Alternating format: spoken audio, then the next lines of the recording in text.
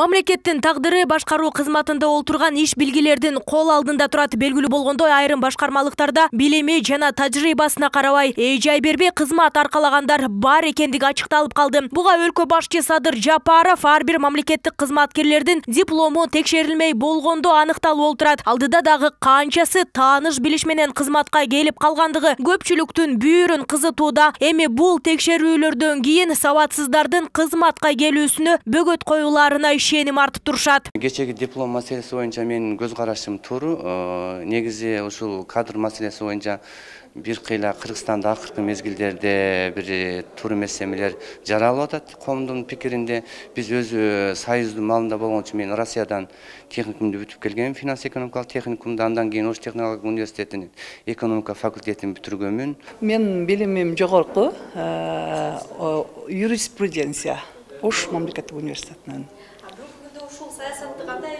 Абдан колдойм, абдан туура деп эсептейм.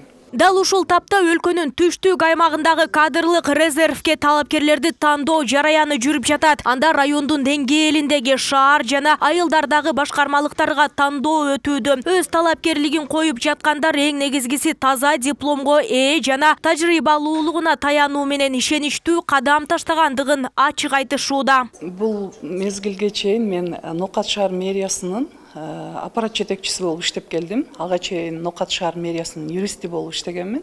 Жалпы эмгек стажым ошол Нокат шаар мэриясында 10 жыл.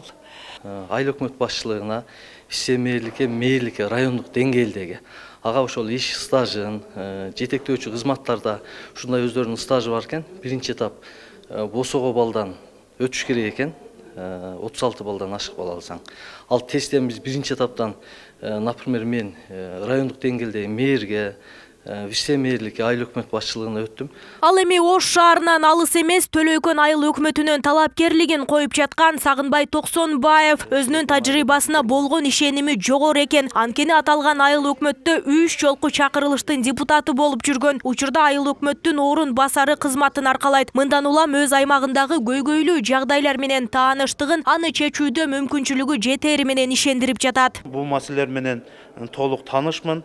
Мисалы үчүн ошол эле талаштуу болгон жер маселелери, таза суу маселелери, суга суу маселелери болгондордун бардык аналарына катышканбыз. Бала бакча, мектеп деген проблемалар бар. Учурда айыл өкмөт шаарлардын башчыларынын жана алардын орун басарларын кадрдык резервке тандоо сынагында жүрүп жаткан жараянда бир катар көз боемочулук жагдайлар болуп жаткандыгы айтылууда. Аны дал ушул аңгемелешүү учурунда аткарылып жатканын айтып, күмөндүү жагдай орун алып жаткандыгын билдиргендер бар. Анткени билимин текшерүүчү тесттен өтүп, бирок аңгемелешүүдө кулап калган учурлар акылга сыйгыз деп бааланып жатат. Адамдык фактор аралашып кетип атат. Ошонун негизинде мүмкүндө нааразы болгондор өтө көп.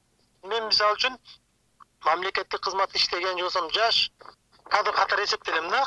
Менин теңтуштарым, менин досторум мисалы үчүн конкурска киргенден кийин бардыгы аңгемелешүүдөн жыгылып атат да. Мисалы үчүн азыр аңгемелешүүдө кандай маселе бар деп сөз козгоп атпайбыз. Бул жерде сүйлөшүп алуунун жолу бар экен. Мисалы үчүн аңгемелешүүгө кире турган комиссия мүчөлөрү белгилүү болот. Ал жерде ошол кайсыл айыл өкмөткө болсо ошол райондун аппарат жетекчиси же болбосо бир жооптуу адам отурат. Анда бир эки комиссиянан мамлекеттик кадр кызматынан да бир адам отурат. Аналар мурунтан конкурска кире турган адамга суроолорду берип койт экен да, ошол жерден алып суроону берет, жооп берип коет, 100 балл алып чыгат да. Ал эми конкурста 20дан ашык нормативдик жана нормативдик эмес документтерде суралат.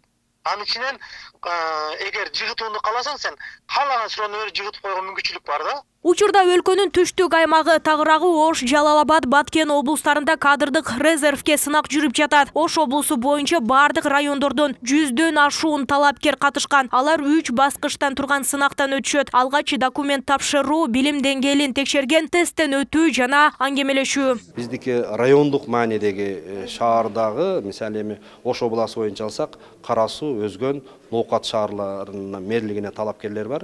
Анан ошол жактырылган адамдардын боюнча ушул резервке киргизилди деп биздин мамлекеттик агенттиктин буйругу чыгат. Анан ал буйрук сөзсүз түрдө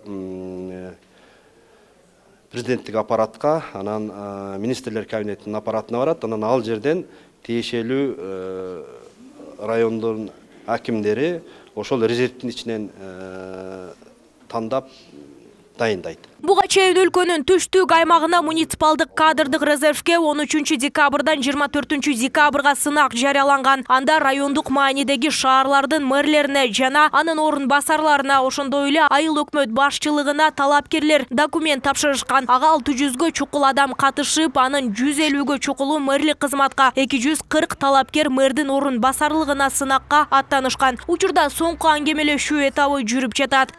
Нурзада Сыдыкова, Адилет Нышанбаев, Нурньюз, Ош шаары.